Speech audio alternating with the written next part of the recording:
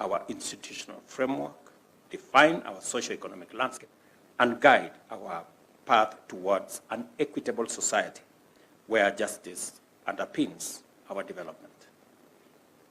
And I would implore us as we make decisions, we must keep this society equitable, Kenya equitable.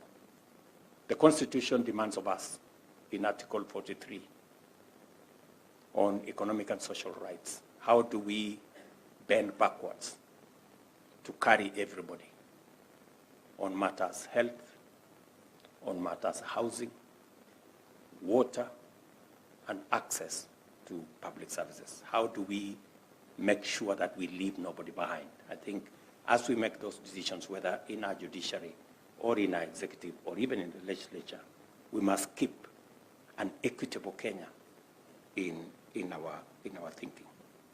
In guiding our institutions to articulate the national values and principles of government as coherent parameters of sustainable development, the Constitution designates the Supreme Court as the umpire charged with auditing policies to ensure that they promote inclusive growth and economic empowerment. When it supports access to essentials like health, housing, and education, it strengthens the foundation for inclusive policies that uplift communities and break poverty cycles. As recognized and amplified by the Supreme Court itself, the greatness of our nation is based on fidelity to the Constitution and the rule of law. Our commitment to constitutionalism and the rule of law is the bedrock of Kenya's quest for prosperity. Consistent and fair application of the law builds trust, encourages civic responsibility, and fosters social cohesion. By championing a jurisprudence that simultaneously upholds fundamental rights and freedoms while supporting development, the Supreme Court helps Kenya achieve Vision 2030 and also our bottom-up economic transformation agenda. I congratulate the court on its 12 years of steadfast growth, and without a doubt, it has now matured into a respected constitutional authority and fountain of progressive jurisprudence. I encourage the court to sustain its progress and become a global beacon of judicial wisdom, constitutional clarity, and foster developmental dynamism.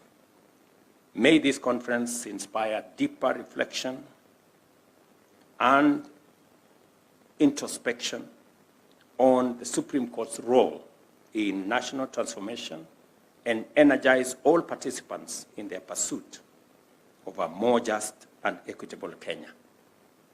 And let me commit, as I did to the leadership of the judiciary, that the executive, we will play our role, we will support the judiciary within the constraints that we have in our finances. We will go out of our way to support the requests that have been made by the judiciary on matters to do with enabling our judicial officers to be to work in a much more enabled environment and to also provide the physical facilities necessary. And I'm very happy that the governor of Nairobi has agreed that we will work together to make sure that there is a new place for the judiciary and for the Supreme Court.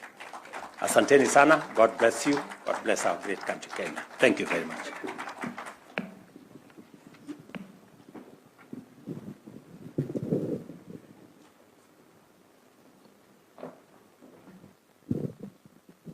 Another round of applause for His Excellency. And with your permission, Your Excellency, we'll have the national anthem to wind up. Then after that, we'll have a very brief photo session just outside by the stairs. So I'll request that after the national anthem, we kindly hold our positions until directed otherwise. But for now, the national anthem.